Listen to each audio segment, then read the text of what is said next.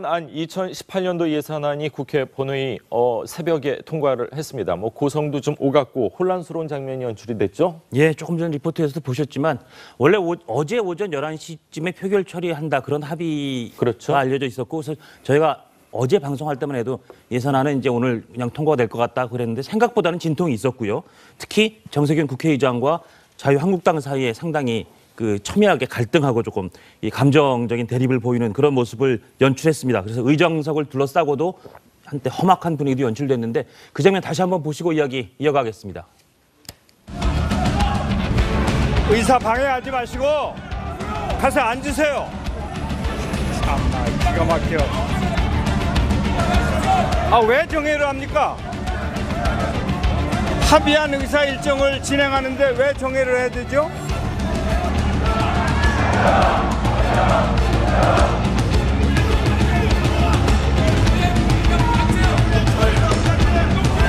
그 유래를 찾아볼 수도 없으며 나라 국간을 걱정하지 않을 수 없습니다. 정권 잡으면은 쓰고 싶은 대로 쓸 수 있습니다.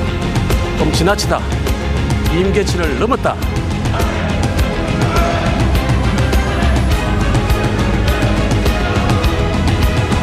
(2018년도) 예산안에 대한 수정안은 가결되었음을 선포합니다. 네, 원내대표가 합의를 하면 사실 그걸 깨긴 굉장히 어렵습니다. 정우택 원내대표가 나서서 거칠게 항의를 했지만 더 이상 더 휴회를 하거나 연장하기가 쉽지가 않았을 텐데 자유한국당 입장에선 굉장히 뼈가 좀 아프고 속상하고 그런 상황일 것 같은데 당론으로 반대를 정했음에도 불구하고 더 이상 강력하게 할 수 없었던 여러 가지 이유가 있었죠, 최 교수님? 그저께 여야 합의가 있었잖아요. 예. 그리고 이제 어제 자유한국당이 다시 의원총회에서 당론으로 다시 반대를 했어요. 그러니까 그리고 또 국민의당과 민주당의 의석을 합치면 지금 160석입니다. 그러니까 국민의당이 이번 예산은 민주당 쪽에 손을 들어준 결과죠.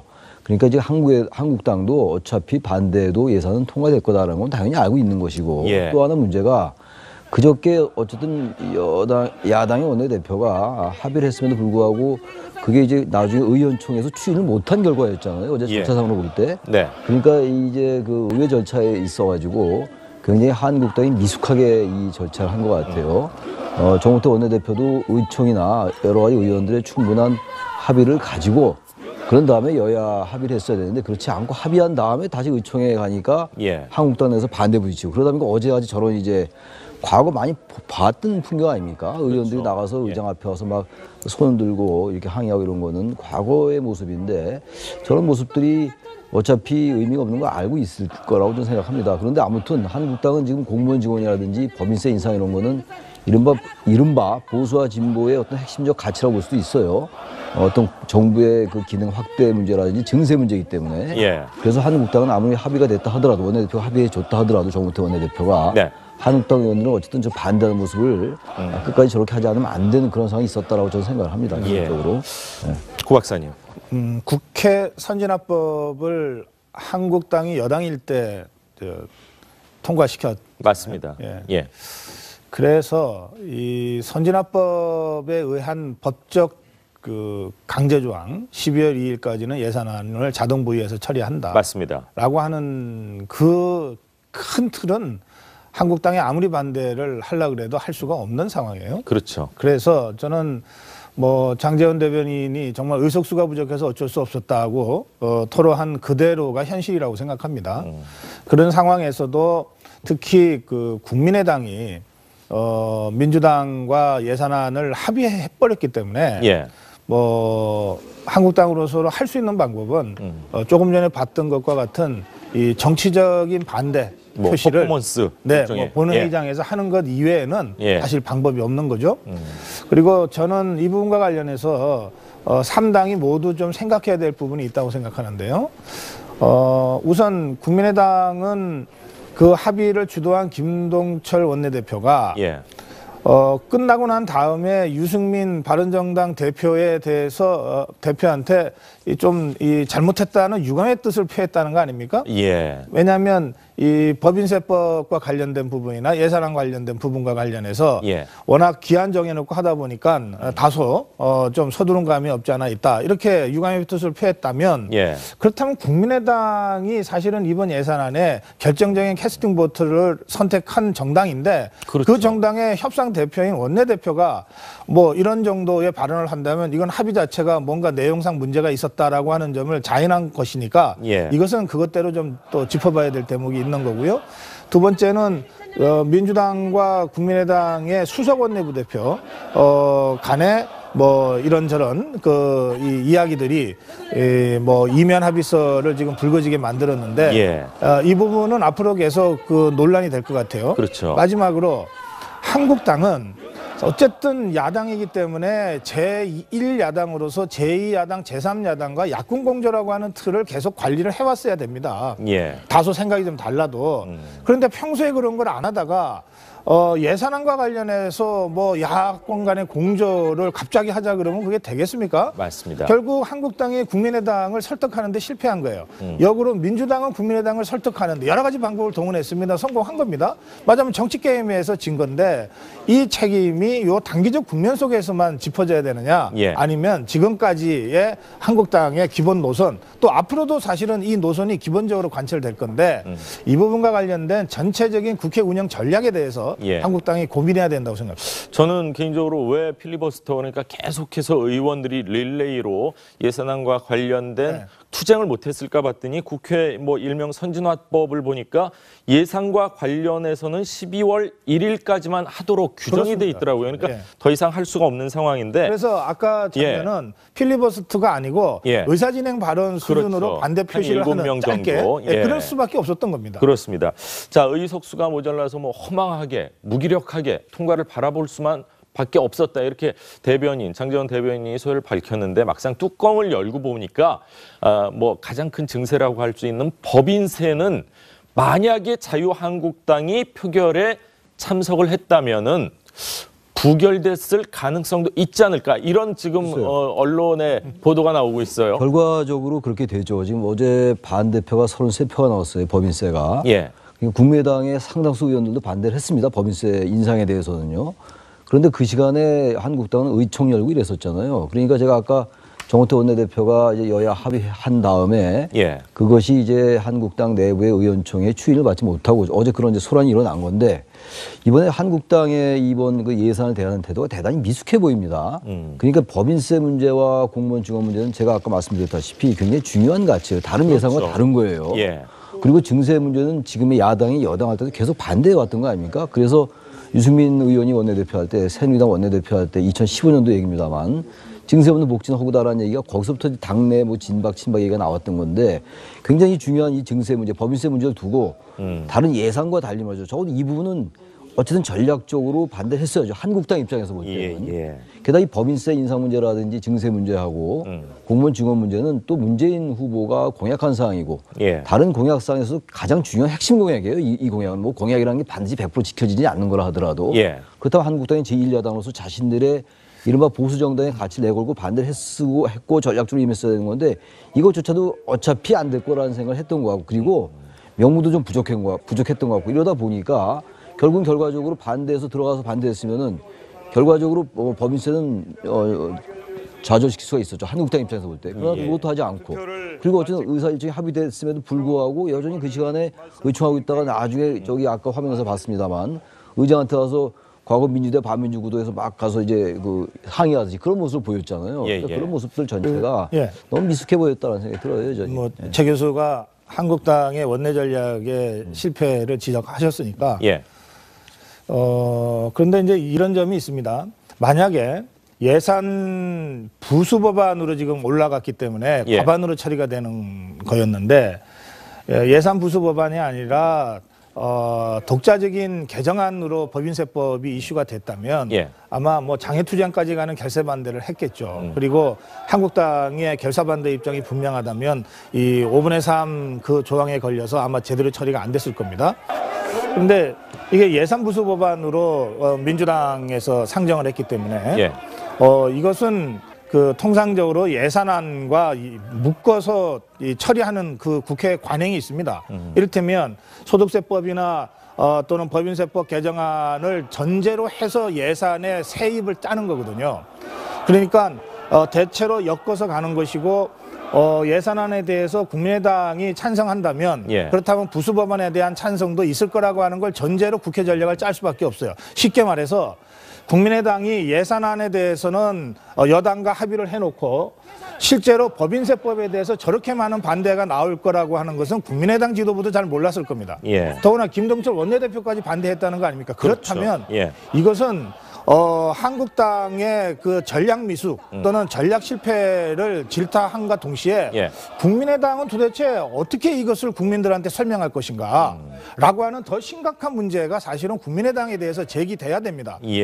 협상 당사자인 원내대표까지 반대표를 던졌는데 왜 그것을 합의를 해줬는가. 그리고 정말로 법인세법 개정안 말하자면 22를 25로 그 세율을 올리고 그다음에 과세 구간을 3천억 원으로 조정하는 이 부분에 대해서 이건 아니다라고 국민의당 다수가 반대 의사를 표한 것인데 그랬다면 적어도 본회의 이전에 전화 한 통화라도 한국당한테 사실은 우리는 법인세에 대해서는 입장이 다르니 같이 표결 합시다라고 한 통화만 했어도 문제는 달라졌어요. 그 점에서 저는 한국당의 아마추어리즘을 질타함과 동시에 국민의당의 이런 겉다르고 속다른 행태에 대해서는 여러 가지로 좀 짚어야 될 대목이 있다고 저는 생각합니다. 일차적인 잠시만요. 1차적인 뭐 그 통과, 법인세 통과에 대해서는 뭐 한국당의 잘못이라고 볼 수가 있지만 원래는 원안이 2천억 원이었다가 수정안이 3천억 원으로 늘어난 거 아닙니까? 그렇죠. 근데 예를 들어서 반대한 사람들이 이게 수정안이 너무 후퇴를 했기 때문에 우리는 원안대로 해야 된다 해서 만약 했기 때문에 표결에 참여를 했을 때 수정안이 부결되고 원안이 통과되는 그런 혹시 불상사가 발생할 가능성은 없었을까요? 글쎄 그 부분은 그 뭐 법적인 부분을 좀 더 따져봐야 되겠지만 제가 볼 때는 그런 정도의 이 수정안이 문제가 있기 때문에 원안 쪽으로 간다. 원안을 하고 싶어서 수정안에 반대한다 그러면 이렇게 국민의당에서 반대표를 많이 던졌을 리가 없거든요. 그렇다면 기본적인 소득세법, 아니 법인세법이 이번에 이렇게 전 세계가 가는 많은 주요 국가가 가는 거와 반대로 한국만 기업한테 법인세를 더 받는 쪽으로 하는 역주행에 대해서 우리가 이건 합의했지만 이건 좀 문제가 있는 것 같다라는 생각을 했기 때문에 반대한 것으로 보이고요. 제 생각엔 그리고 이건 이제 자기 이름이 남는 반대니까 만약에 자유한국당 의원들이 다 들어왔다면 이건 또 국민의당에서 이미 어느 정도 합의를 해놓은 거기 때문에 자유한국당에 들어와서 한 100명 이상이 반대할 것 같으면 아마 그때 또 찬성을 눌렀을 수도 있었을 텐데 찬성 내지 기권을 눌러서 균형을 맞췄을 안 들어왔으니까 우리가 어차피 반대해도 이건 통과될 것이다. 아마 그런 계산도 깔려 있었을 수 있다 이렇게 봅니다. 앵커께서 말씀하신 원안보다 후퇴해서 반대다라고 하는 입장은 정의당 의원들은 당연히 그렇게 입장 표명을 했던 거거든요. 그런데 이번 표결에는 그런 반대는 그렇게 많지 않은 것 같습니다. 아, 그렇군요. 아까 제가 말씀드리려 했던 게요. 그 고 박사 말씀하신 부분, 국민의당 부분이거든요. 국민의당이 이번에 바른정당과 생각이 달랐던 거잖아요, 결과적으로. 바른정당은 예산에 반대했었지 않습니까? 앞으로 상황이 어떻게 진행될지 모릅니다만 바른정당과 국민의당의 통합 논의는 여전히 있는 거잖아요. 그렇다면 국민의당의 과연 스탠스는 뭔지 그 부분 한번 아까 고 박사 얘기처럼 따져볼 필요가 좀 있을 것 같아요. 국민의당이 이번 예산안에 임했던 태도가 잘못됐다라고 비판하고자 하는 게 아니라 기본적으로 법인세 문제나 이런 건 아까 제가 말씀드린 것처럼 굉장히 중요한 부분이거든요. 근데 이 부분은 합의내놓고 또 막상 보니까 박 전 의원도 반대를 했더라고요. 김동철 원내대표도 반대를 하고. 그러다 보니까 저는 좀 깜짝 놀랐어요. 국민의당이 계속 이제 민주당 집권 세력의 잘못을 비판하지만 기본적으로 적폐청산이나 이런 건 찬성하자라는 게 국민의당 내부의 그 호남 중진 의원들의 생각들이잖아요, 지금. 그것까지 친안철수계의 생각이 다른 부분인데 이 중대한 부분 또 여야가 합의해 놓고 막상 범위를 반대했다. 아까 우리 장 부장 말씀처럼 뭐 그런 속내가 있는지 모르겠습니다만 굉장히 당혹스럽기도 해요. 과연 국민의당은 제3당으로서 다당제로서의 캐스팅 보트를 치는 건 좋은데 과연 입장이 무엇인지 이 부분 한번 우리가 짚을 필요가 있다는 생각이 듭니다. 자, 이면 합의 뭐 세 분 다 이면 합의 얘기를 하셨는데 자, 민주당과 국민의당의 거래 의혹이 좀 커지고 있습니다. 어제 국회 본회의장에서 찍힌 민주당의 박홍근 원내 수석 부대표의 이 메시지가 발단이 된 거죠. 그렇습니다. 한 언론에서 그 카톡 메시지도 휴대폰이 찍혔고요. 또 조선일보에서도 비슷한 시각에 그러니까 원래 처음에 박홍근 그 수석 부대표의 찍힌 것만 갖고는 본인 의견이다. 뭐 이런 취지로 반론을 폈었지만 조선일보가 찍은 그 사진에는 그 권은희 원내수석 부대표라든지 예. 또 김동철 원내대표하고 이걸 놓고 상의하는 그런 장면도 찍혔기 때문에 그 뒤에는 결국 이 얘기들을 원내대표끼리 한 건 맞다라는 쪽으로는 결국은 인정을 했습니다. 근데 그 내용이 어제 우리가 이 시간에 얘기했을 때만 하더라도 그냥 선거구제 정도인 줄 알았는데 예. 선거구제 받으니까 공수처는 집권당 민주당이 원하는 거죠. 그리고 저는 유권자 입장에서 조금 더 눈길을 끌었던 거는 이 지방자치단체장이 체육단체장을 겸하는 거를 금지해줘라. 이걸 국민의당이 원했다는 거고요. 예. 이게 그럼 평소에 호남에서 단체장이 많은 민주당한테 유리한 거라서 그걸 금지하면 국민의당한테 상대적으로 유리해지는 그런 걸 국민의당이 요구해서 민주당이 받았고 이게 전체 합의의 한 틀로 들어갔다는 게 이 찍힌 휴대폰 카톡 메시지에서 나왔는데 예. 이건 유권자가 보기엔 이 부분은 정말 야합 같다는 생각이 듭니다. 이건 타협이 아니라 야합 같다는 생각이 드는 게 정말 저 선거에서 자기네들 당선되기 편한 거를 위해서 국민들은 잘 알지도 못하는 그런 이 거래를 했다는 건데 예. 이게 하여튼 다 알려지면서 이번 건은 정말 민주당과 국민의당이 다른 당을 패싱하고 예. 타협 조금 야합으로 예산안 등을 통과시킨 거구나라는 그런 감정을 느끼게 했습니다. 자유한국당 입장에서 그 제일 많이 했던 안보 상황이 위중하니까 코리아 패싱 얘기를 많이 했는데 이번 예산안과 뭐 여러 가지 법안과 관련해서는 자유한국당이 정말로 제대로 패싱을 당한 거 아닌가 하는 생각인데 야합이라는 거에 대해서 최 교수님 어떻게? 전 야합이라는 표현은 좀 과한 표현인 것 같아요. 예. 왜 그 말씀 드리냐면은 지금 이번 예산안 중에서 제일 중요한 게 어쨌든 공무원 증원 문제하고 법인세 인상하는 문제 그리고 최저임금 인상하는 문제였잖아요. 일자리 안정자금 지원 문제거든요. 근데 이런 부분들에 대해서 대체로 사실 한국당도 겉으로 반대는 했습니다만 치열하게 반대는 안 했던 것 같아요. 예. 나중에 체면 살리기 위해서 여야 원내대표, 즉 정원택 원내대표까지 포함한 대표의 합의가 있은 다음에 반대는 했다 하더라도요. 그렇게 치열하게 반대 못했던 생각이 들고 야합이라고 볼 수 없었던 이유가 바로 이런 부분들이 제가 아까 말씀드린 바와 같이 문재인 대통령의 공약사항이었고요. 굉장히 중요한 적폐청산을 내세우듯이 정치사회적으로 적폐청산을 공약으로 내세웠듯이 경제적으로는 굉장히 중요한 핵심 공약이었기 때문에 이 부분들을 유권자가 압도적으로 문재인 대통령을 당선시킨 상황에서 정치적으로 우린 그렇게 해석을 하는 거 아니겠어요? 그래서 한국당이 이미 그런 것들에 대해서 이미 전열이 좀 흐트러진 상황이라고 보고 또 하나 문제는요. 한국당이 여전히 그 아까 고 박사 지적이 맞다고 보는 게 바른정당과 국민의당과의 어떤 이런 그 공조를 계속 유지할 수 있었어야 되는데 예. 기본적으로 공조를 유지할 만한 동력이 상실된 거라고 해요. 그러다 보니까 한국당 스스로가 정말 패싱이라는 말 별로 안 좋아하니까 우회를 자초당했다. 그야말로 그런 생각이 좀 들어요. 호남 지역 같은 경우는 사실 SOC 예산, 뭐 무한 공항과 관련해서도 굉장히 많이 증액이 되지 않았습니까? 네, 그렇죠. 그거와 관련해서 2018년도 예산 통과하면서 이런저런 뭐 야합까지는 아니더라도 이면의 합의는 분명히 있다고 봐야 되지 않을까요? 예.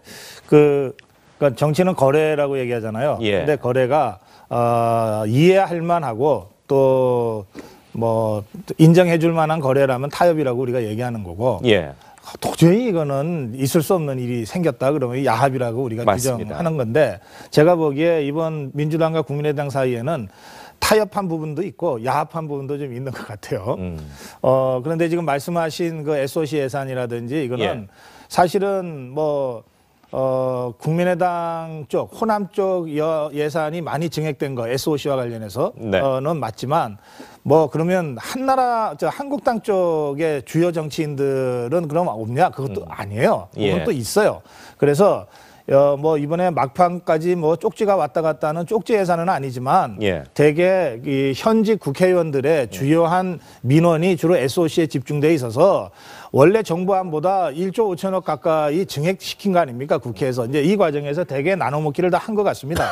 그러니까 저는 이 부분은 뭐 야합이라고 할 수도 있고 타협이라고 할 수도 있는데 예. 우리 정치의 후진성을 보여주는 대목이라서 뭐 제가 더 논급을 하지 않겠고요. 예. 그러나 제가 야합이라고 심각하게 보는 대목은 사실은 이 대목입니다. 어떤 거냐면 선거구제 개편과 개헌과 관련된 부분입니다. 맞습니다. 제가 이렇게 보는 이유는요.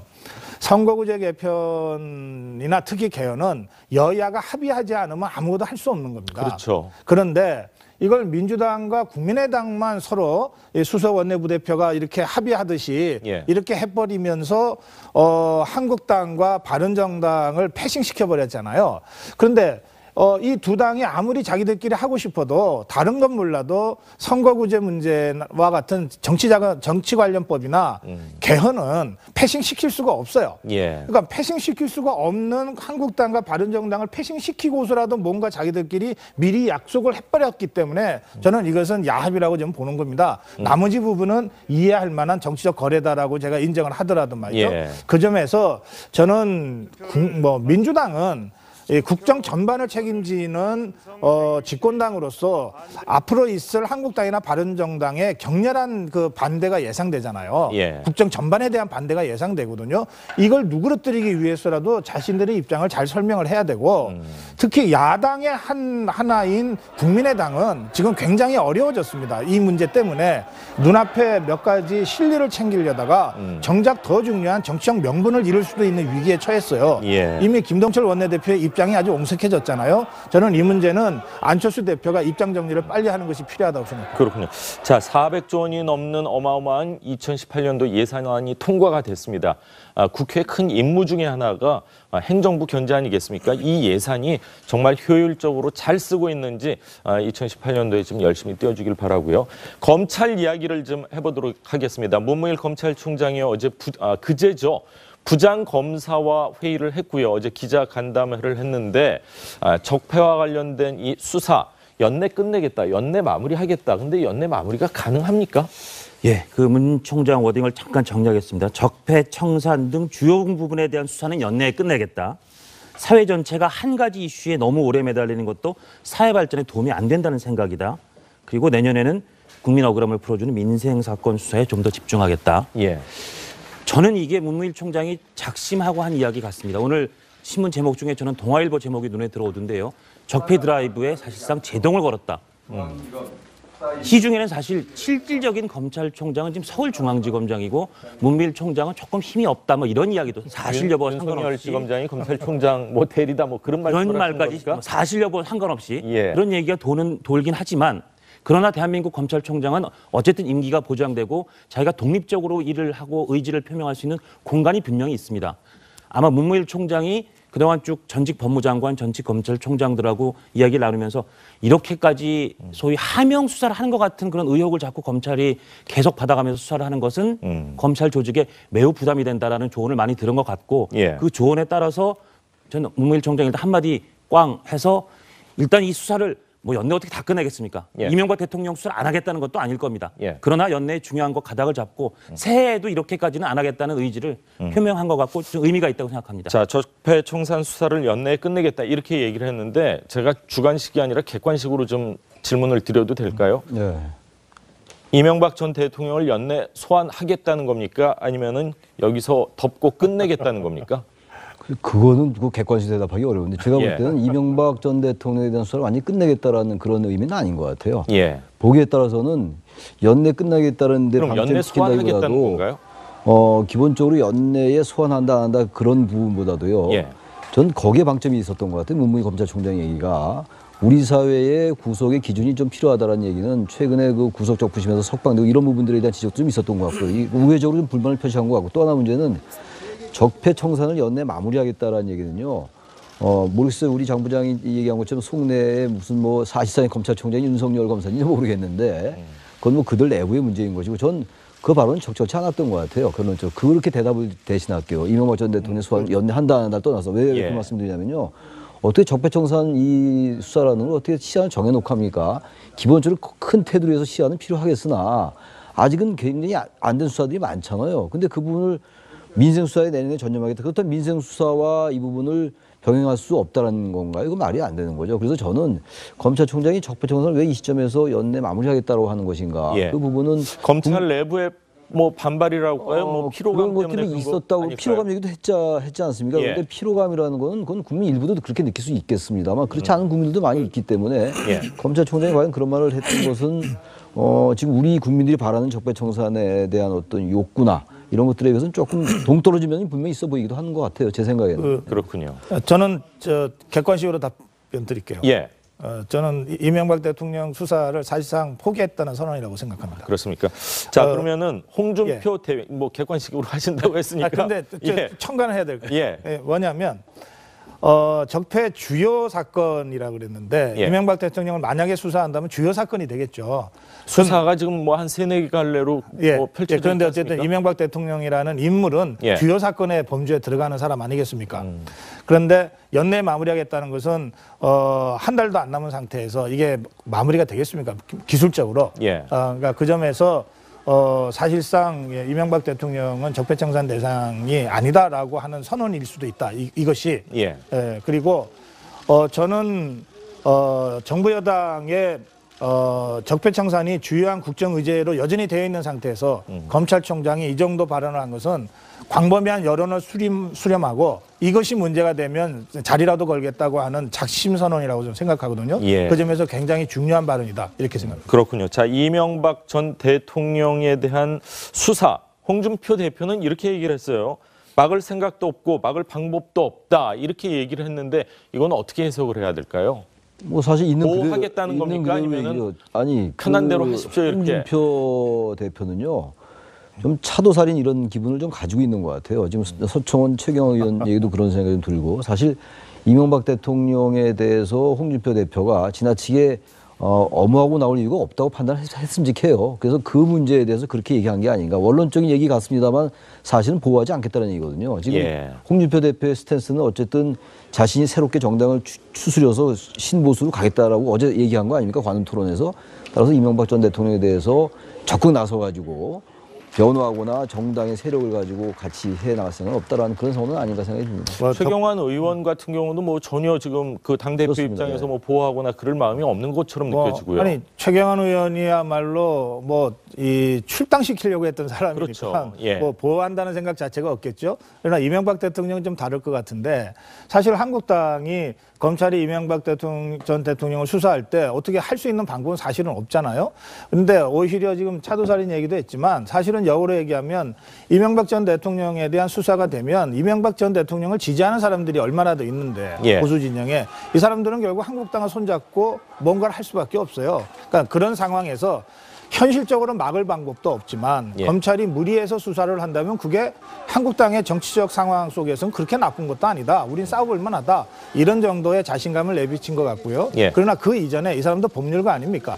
문무일 총장의 저 기자회견을 듣고 저렇게 발언을 했는지는 모르겠는데 앞뒤 그 시간 순위가 제가 정확하지가 않아서 그러나 크게 봐서 같은 얘기라고 저는 느껴지거든요. 그렇다면 이건 일종의 흐름이다라고 저는 생각하는 겁니다. 그렇군요. 자, 정치권 현안은 여기까지 듣도록 하겠습니다. 두 분 말씀 잘 들었습니다. 감사합니다. 2018년도 예산안이 국회 본회의 새벽에 통과를 했습니다. 뭐 고성도 좀 오갔고 혼란스러운 장면이 연출이 됐죠? 예, 조금 전 리포트에서도 보셨지만 원래 어제 오전 11시쯤에 표결 처리한다 그런 합의가 그렇죠. 알려져 있었고 그래서 저희가 어제 방송할 때만 해도 예산안은 이제 오늘 그냥 통과가 될 것 같다 그랬는데 생각보다는 진통이 있었고요. 특히 정세균 국회의장과 자유한국당 사이에 상당히 그 첨예하게 갈등하고 조금 이 감정적인 대립을 보이는 그런 모습을 연출했습니다. 그래서 의정석을 둘러싸고도 한때 험악한 분위기도 연출됐는데 그 장면 다시 한번 보시고 이야기 이어가겠습니다. 의사 방해하지 마시고 가서 앉으세요. 참나 기가 막혀. 왜 정회를 합니까? 합의한 의사 일정을 진행하는데 왜 정회를 해야 되죠?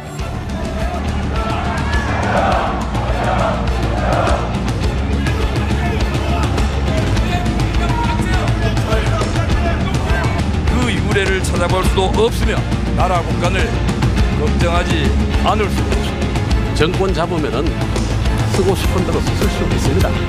좀 지나치다. 임계치를 넘었다.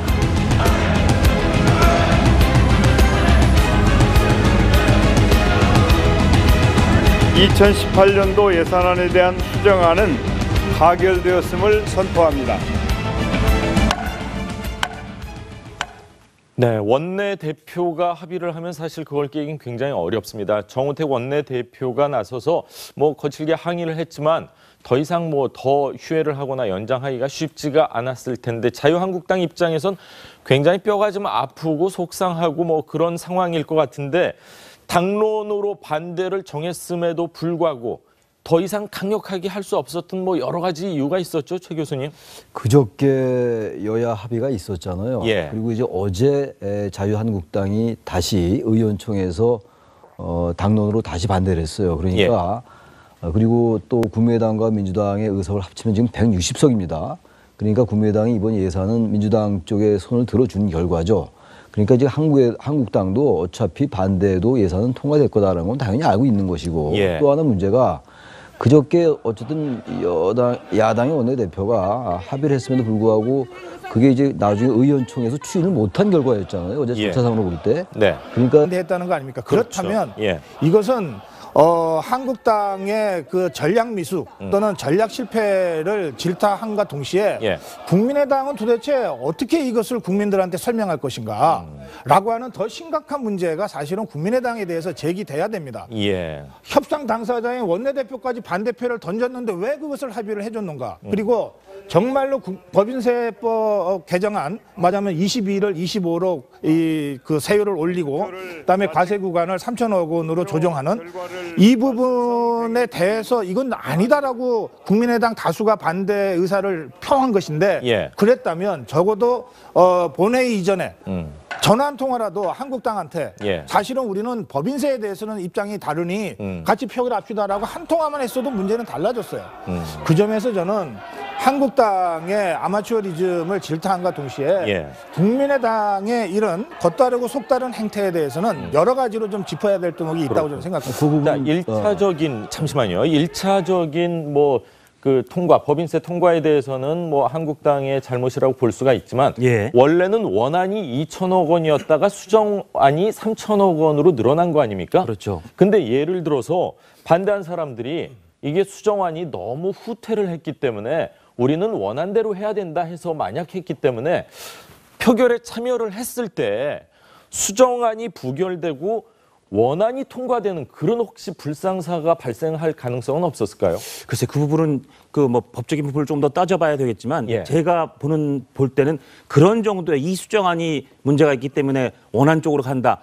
원안을 하고 싶어서 수정안에 반대한다 그러면 이렇게 국민의당에서 반대표를 많이 던졌을 리가 없거든요. 그렇다면 기본적인 소득세법, 아니 법인세법이 이번에 이렇게 전 세계가 가는 많은 주요 국가가 가는 거와 반대로 한국만 기업한테 법인세를 더 받는 쪽으로 가는 역주행에 대해서 우리가 이건 합의했지만 이건 좀 문제가 있는 것 같다라는 생각을 했기 때문에 반대한 것으로 보이고요.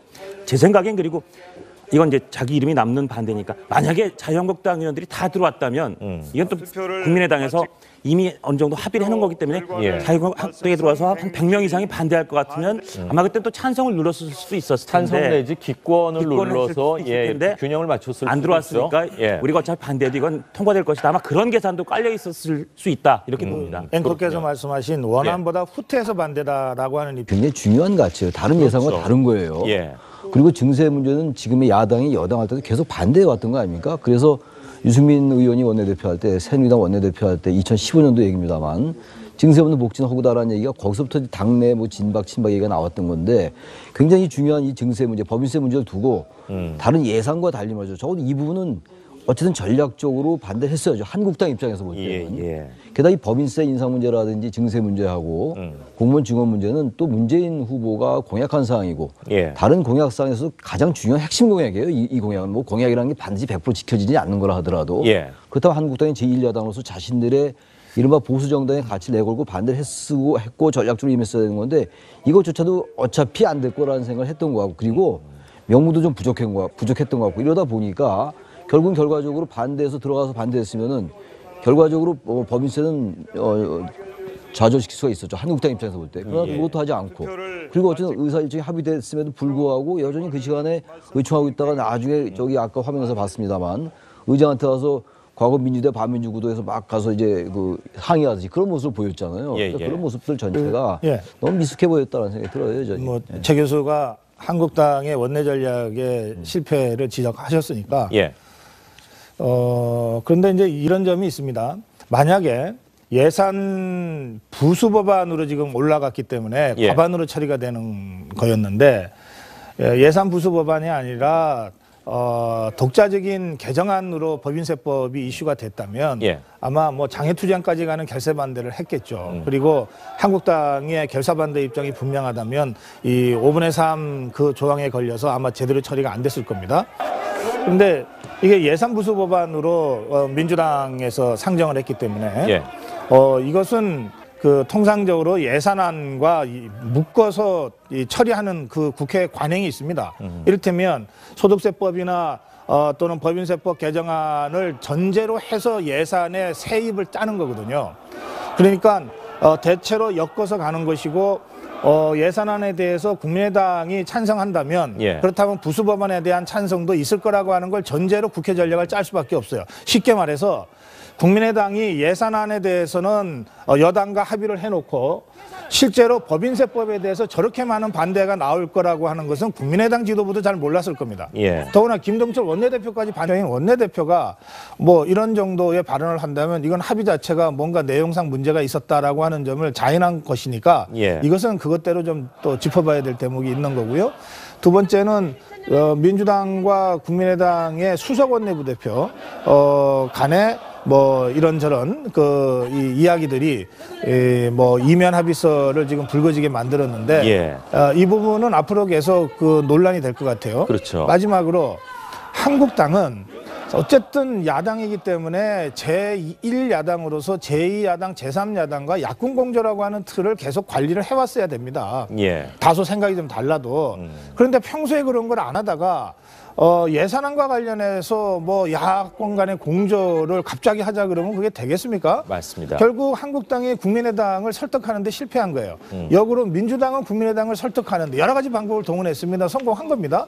맞으면 정치게임에서 진 건데 이 책임이 요 단기적 국면 속에서만 짚어져야 되느냐 예. 아니면 지금까지의 한국당의 기본 노선 또 앞으로도 사실은 이 노선이 기본적으로 관철될 건데 이 부분과 관련된 전체적인 국회 운영 전략에 대해서 예. 한국당이 고민해야 된다고 생각합니다. 저는 개인적으로 왜 필리버스터 그러니까 계속해서 의원들이 릴레이로 예산안과 관련된 네. 투쟁을 못했을까 봤더니 국회 뭐 일명 선진화법을 보니까 예산과 관련해서는 12월 1일까지만 하도록 규정이 그렇습니다. 돼 있더라고요. 그러니까 예. 더 이상 할 수가 없는 상황인데 그래서 아까 장면은 필리버스터가 아니고 예. 의사진행 발언 수준으로 그렇죠. 반대 한 표시를 7명 하는 짧게 정도. 예. 그럴 수밖에 없었던 겁니다. 그렇습니다.